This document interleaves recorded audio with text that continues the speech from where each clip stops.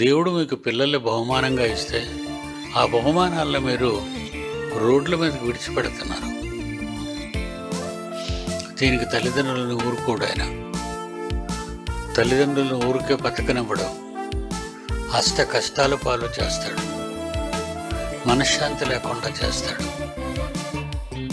అన్నం తినకుండా చేస్తాడు. కనుక తల్లిదండ్రులారా, మీ పిల్లల్ని ప్రభు యొక్క శిక్షలోనూ బోధలోనూ వారిని పెంచుడి. ఏదో ఆడుకుంటాడు, పోనివ్వండి, ఆడుకునివ్వండి. ఏదో బయటికి వెళ్తాడు వాడు, ఆడుకొని వచ్చేస్తాడు అనుకొని తిరగడానికి వాడిని వదిలేయటాలు, ఇలాంటివన్నీ ఈ కాలపు తల్లిదండ్రులు పిల్లలకు లొంగిపోయి తల్లిదండ్రుల బలహీనతకు పిల్లలు వాళ్ళని బ్లాక్మెయిల్ చేస్తారు.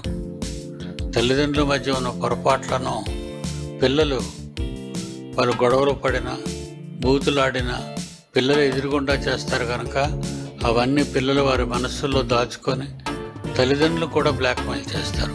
చాలే నువ్వు నాకు చెప్పావని పిల్లలు ఈ తల్లిదండ్రులను ఎదిరించిన వారు కూడా ఉన్నారు.